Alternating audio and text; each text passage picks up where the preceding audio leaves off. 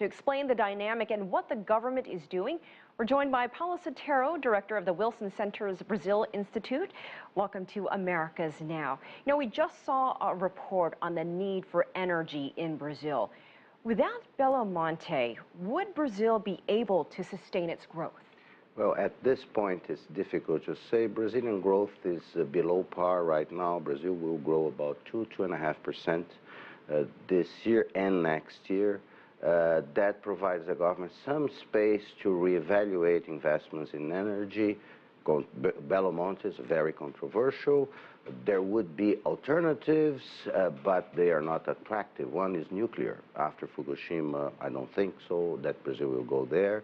Brazil will rely more on thermal energy and continue to build hydroelectric dams. Well, you know, many believe, staying on the topic of energy, the discovery of pre-salt, the largest oil reserves of the continent, will make Brazil an energy superpower. I'd like to get your thoughts on that. Well, maybe not a superpower, but a very important player in the field of oil and energy. In the month of October, there will be the first major auction for participants in that area. Some major companies have manifested their interest. Others, especially the big American ones, have declined the opportunity to participate. It is a matter of attracting investment to develop a very complex offshore infrastructure to benefit from the pre-salt oil. Well, it is a very complicated issue, energy in Brazil. How do you see this playing out in the next 5 to 10 years? I think Brazil will continue to emerge as a major energy player, not only because of pre-salt.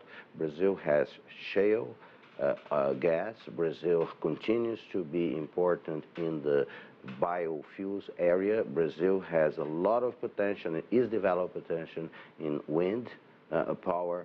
So emerging, but as you said, this emerging middle class in Brazil is the key.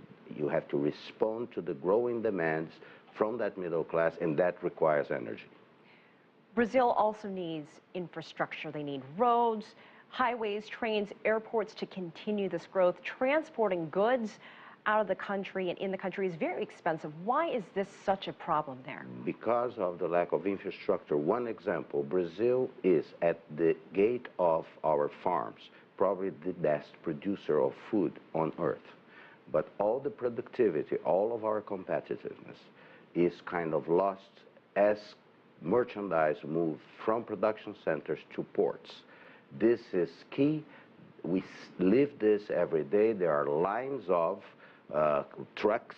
Most of this is done by truck, not by railway. And then there are the ports that are also congested. Those are transportation, logistics, major challenge for Brazil in the next few years. So how much money is lost on these goods that are spoiling and rotting?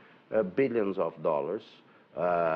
Billions of dollars are necessary. Hundreds of billions of dollars of investment are projected on logistic transportation in the next 5 to 10 years. All right, Paulo Sotero, we appreciate your time. Thank you so much for joining us here on America's Now. Pleasure.